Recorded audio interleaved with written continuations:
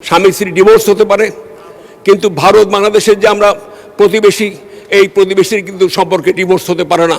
ভারত বাংলাদেশের সম্পর্ক নিয়ে আমি একটু সময় দিব মাননীয় স্পিকার। সেটা হলো যে আমরা সবাই চাই ভারত বাংলাদেশ বন্ধুত্বপূর্ণ এবং সম্মানজনকভাবে আমাদের বন্ধুত্ব টিকে রাখি, কারণ আমি বিশ্বাস করি যে ভারত আমাদের প্রতিবেশী। আমরা দুই বন্ধুতে আমাদের বন্ধুত্ব ক্ষণস্থায়ী হয়।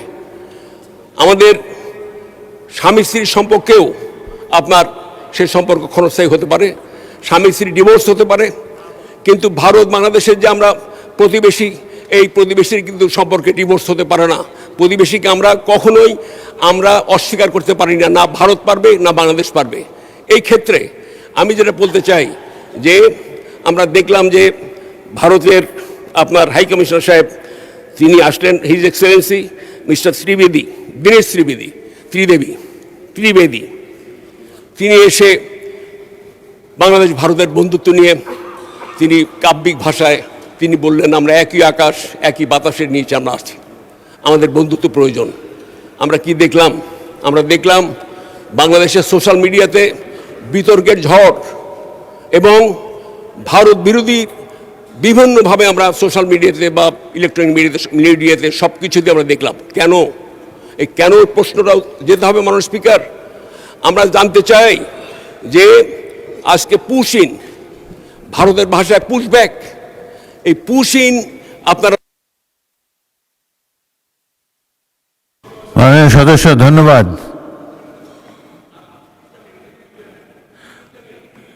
আপনাকে 8 মিনিট দেওয়া হয়েছে। আচ্ছা 2 মিনিটে শেষ করেন প্লিজ, 2 মিনিটে শেষ করেন। 2 মিনিটস। মাননীয় স্পিকার, আমরা বলতে চাই আসুন মানুষের হৃদয় জয় করুন, মানুষের হৃদয়ের সাথে ভারতবাসী এবং বাংলাদেশের মানুষের সাথে হৃদয়ের সম্পর্ক স্থাপন করি। আমরা চাই ভারত বিরোধিতা অথবা বাংলাদেশ বিরোধিতা এগুলো না হয়। আমরা কি চাই?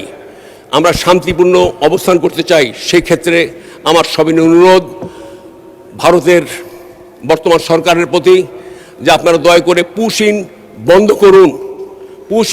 করুন এবং একই সাথে পুশিনের চাইতেও আরেকটি বড় মারাত্মক ব্যাধি মাদক আমাদের ছেয়ে ফেলেছে। এই মাদক নিয়ে সর্বগ্রাসী মাদক আমাদের যুবক সম্প্রদায়, ছাত্র সম্প্রদায়, সমস্ত শ্রেণীর আমাদেরকে যুগের পর যুগ আমরা ভুগছি। মাননীয় স্পিকার, এই মাদক সরবরাহকারী কারা? এই মাদক দেশের মধ্যে আমরা সরবরাহকারীকে এবং সেবনকারীদের বিচার করছি, আইনের আশ্রয় আমরা নিচ্ছি, কিন্তু এই মাদক আসে কোত্থেকে? এই মাদক আসে বাংলাদেশ এবং ভারতের সীমান্তে বহু কারখানা মাদকের। আজকে যুগ হলো এই কারখানাগুলো রয়ে গেছে। দয়া করে মাদকের কারখানাগুলোকে বন্ধ করুন। মাননীয় স্পিকার, আপনার মাধ্যমে আমি মোদী সরকারকে আহ্বান জানাচ্ছি সবিনয়ে। একই সাথে আমি বলতে চাই আমাদের পশ্চিমবঙ্গের যে আপনার চিফ মিনিস্টার শুভেন্দু বাবু, তাকে থামান। বাংলাদেশ বিরোধী যে সমস্ত বক্তব্য আসছে, মাঝে মধ্যে যে সমস্ত বক্তব্য দিচ্ছেন, এই বক্তব্যে বাংলাদেশ এবং আমাদের দেশের ভারত বাংলাদেশের বন্ধুত্বের অন্তরায় হয়ে গেছে মাননীয় স্পিকার। অতএব আমি আহ্বান করি